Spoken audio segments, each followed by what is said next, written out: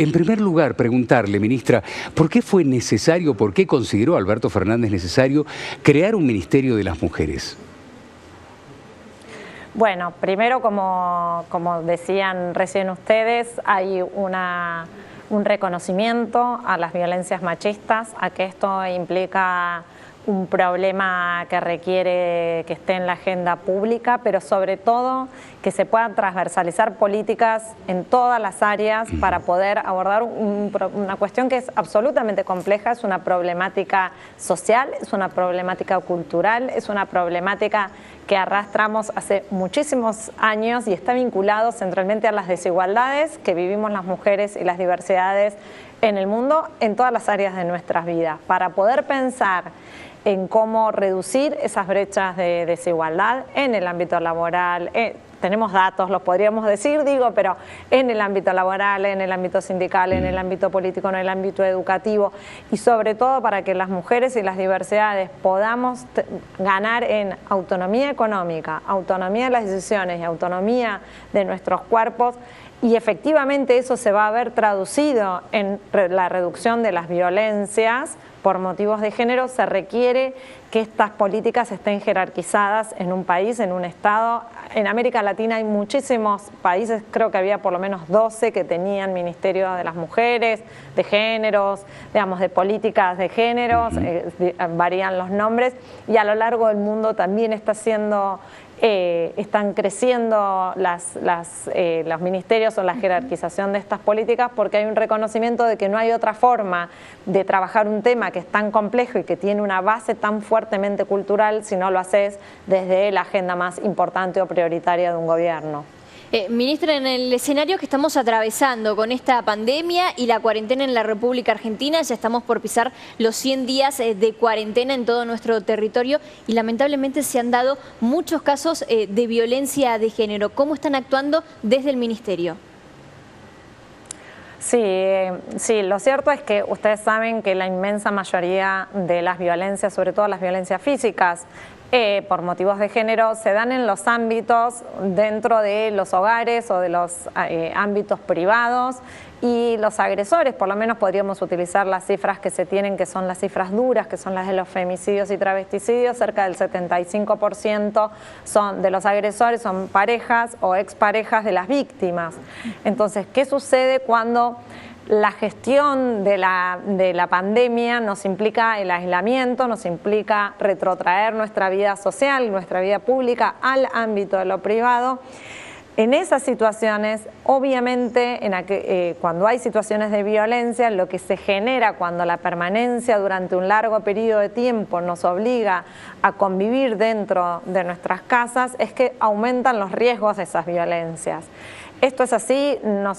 Ustedes saben que la cuarentena en Argentina y en América llegó varios meses después de que comenzara en Oriente y después en Europa, y nosotros veníamos haciendo el seguimiento de este problema particular, digamos, es decir, las violencias por motivos de género, cómo habían sido tratadas o si efectivamente habían aumentado en países de Europa, y eso así había sido. Por eso nosotras muy rápidamente, habiendo ganado ese tiempo que nos dio que la cuarentena tardara más en llegar a nuestras geografías, nos adelantamos a pensar algunas de las medidas.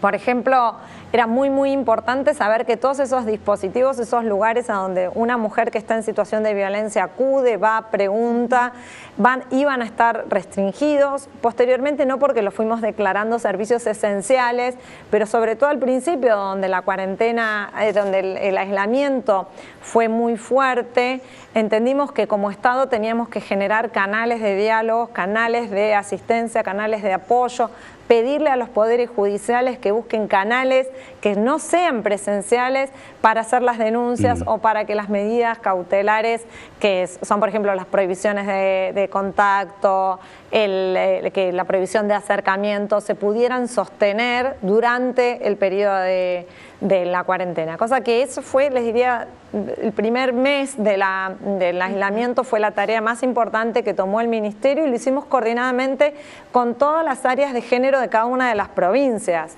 porque ustedes saben que cada poder judicial depende de cada provincia. que los modos de poder, por ejemplo, realizar las denuncias también en las comisarías o en las policías también dependen de las provincias. Entonces hubo un trabajo muy fuerte, por un lado, de articulación. Desde el Ministerio de Nación trabajamos en la creación de una línea de WhatsApp para que aquella mujer que no pueda levantar el teléfono y llamar a la línea 144 porque justamente está en su casa con el agresor, pueda hacerlo vía un mensaje de WhatsApp, que eso facilita, y eso nos dimos cuenta que fue una decisión acertada porque entre el 25 y el 30% de las consultas que nos llegan por esa vía, que es muchísimo para hacer un canal nuevo. Y después pensar estrategias claramente, como fue, por ejemplo, declarar servicios esenciales los hogares. Logramos que de los 152 hogares que hoy integran la red en todo el país, que son los hogares de protección o los refugios, depende cómo se llaman cada uno de los lugares, también se han declarado servicios esenciales para que, creo que salvo en Chaco, no hubo ninguna otra provincia en donde se hayan cerrado para mantener también espacios de protección para las mujeres o quienes están en esa situación. ¿Y cuáles son los números estadísticos del NOA fundamentalmente, doctora? A ver, nosotros tenemos dos temas con los números. Por un lado, ustedes saben que las denuncias oficiales, en general, las situaciones de violencia por motivos de género tienen un subregistro muy grande en términos de denuncias judiciales. No toda persona o no toda mujer que está en una situación de violencia denuncia. Muy por el contrario, son muy pocas quienes van y denuncian. Y que además esa información depende de cada uno de los poderes judiciales de cada una de las provincias. Eso por un lado. A nivel, en general, el promedio de aumento durante la emergencia de las consultas que nos llegan a la línea 144 y al WhatsApp aumentaron en proporción al año anterior cerca de un 39%, que son llamadas que hacen consultas, pedidos de contención, pedidos de apoyo, pedidos de orientación. Y también hay que decir que esas consultas no necesariamente, aunque su gran mayoría lo son, de personas que están en esa situación, porque también, y eso es muy importante decir a todos y a todas, que puede también llamar y que lo hacen familiares que saben que algún familiar suyo está en esa situación, o también vecinos o vecinas, algo que nosotros trabajamos mucho y lo seguimos haciendo en este contexto, es poder solicitar que el aislamiento no nos deje solos, no pensarnos en redes a pesar de la obligatoriedad de estar en cuarentena, pedir a los vecinos o vecinas que se escuchan que hay una situación de violencia, que eso es un delito, que eso es una situación que nos compete a todos y a todas, y por eso también pedirles que llamen a la línea 144 o al WhatsApp que implementamos y que está teniendo muy buenos resultados. Ministra, por otra parte, y poniéndonos también en el lugar de una mujer que trabaja y que en esta cuarentena tuvo que seguir trabajando desde casa, pero sin descuidar a los suyos, con horarios que muchas veces al principio veíamos que no se entendían en cuanto a esto del teletrabajo, que también se implementó y que llegó con la cuarentena. Desde ese lado, ¿han recibido denuncias, reclamos? ¿Se ha implementado algo en particular para las mamás, por ejemplo? Sí, a ver, absolutamente. Ahí hay un problema que es un problema de matriz que tiene que ver con cómo está organizado socialmente el cuidado en nuestro país y en nuestra región y en el mundo, digamos, no, porque en eso no somos únicos. En general siempre hay una absoluta inequitativa distribución de los trabajos de cuidado. ¿Qué son los trabajos de cuidado? Son, por un lado, el cuidar a los hijos y a las hijas, el cuidar a los adultos y adultas mayores, en cuidar a las personas que tienen discapacidad, en hacer las compras, en cocinar, en limpiar. Y cuando, en los casos en que uno no lo hace, en gestionar quién hace eso, quién se ocupa de que venga la abuela, quién se ocupa de pedirle a contratar a una persona para que venga y cocine, etcétera, etcétera. Esos trabajos de cuidado históricamente estuvieron obligadamente, aunque naturalizados, en cabeza de las mujeres. Romper con esos estereotipos y con ese modo de organizar los cuidados es central, porque en general, el promedio en Argentina son 6 horas diarias las mujeres usamos en trabajo de cuidado cuando los varones lo hacen 2. Esa diferencia, que es enorme, ustedes piensen 4 horas de diferencia diaria, si lo multiplican por semana, por mes, por años. Cuando pensamos las brechas, ¿por qué nos cuesta tanto a las mujeres y a las diversidades alcanzar ciertos espacios en la política, en el trabajo, en la universidad? ¿Por qué? Bueno, está basado en esto. Esto, que es la distribución social del cuidado, en la emergencia es lo que ustedes cuentan. Sucede que además se incrementó. ¿Por qué? Porque los hijos y las hijas están dentro de la casa, porque no hay clases, porque hay que hacer las tareas escolares, porque aquella persona que o colaboraba, a una abuela, un familiar que venía a cuidar a los chicos y a las chicas, o a quien se le pagaba para que haga la limpieza, dependiendo cuál es la situación económica de cada uno, todo eso no se pudo sostener. Y en muchos casos, además de todas esas tareas, se nos incrementó la obligación de hacer trabajo remoto. Entonces, muchos hablamos y decimos que efectivamente hay una crisis de la organización del cuidado. Nosotros estamos trabajando con una mesa interministerial entre 6 ministerios de nación y 5 organismos descentralizados, PAMI, ANDIS, que es la Agencia de Discapacidad,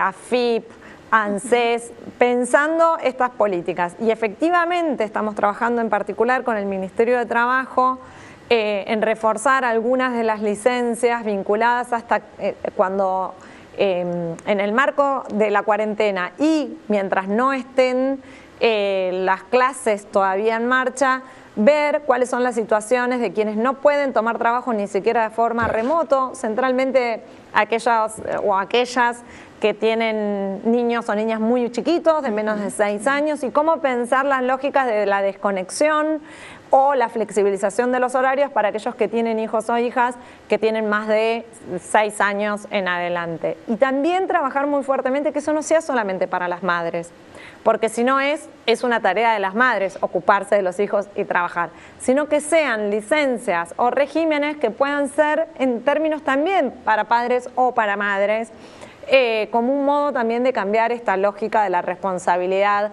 materna en esas tareas, que es parte central de lo que nosotras estamos trabajando como ministerio. Indudablemente, doctora, usted va a figurar en los libros de historia por ser la primera ministra de la mujer o de las mujeres en la República Argentina. ¿Cómo le gustaría que sea nuestro país en 4 años cuando suponemos que va a terminar su gestión? A ver, en principio me gustaría que sea un país bastante más igualitario que el que tenemos hoy. Sin lugar a dudas creo que hay una inclusión obligatoria a ciertas poblaciones vinculadas a la diversidad. Hay que decir que tristemente Argentina tiene un promedio, la población travesti y trans en nuestro país tiene una expectativa de vida de 40 años, pleno siglo XXI. Y tenemos una población que su media es los 40 años. Eso me parece que es una deuda que estamos hablando de una expectativa de vida que hace no sé cuántos siglos se superó para el resto de las personas.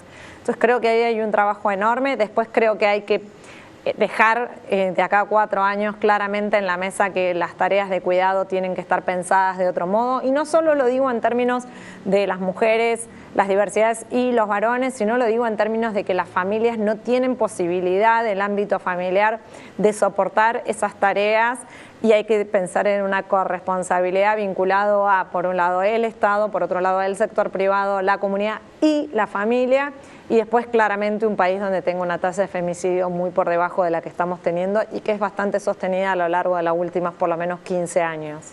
Ministra, ha sido un gusto mucho, pero hablar con usted. Le agradecemos muchísimo su tiempo. Seguramente vamos a seguir en contacto. No, por favor. Un abrazo grande, que tenga un lindo día. Por favor.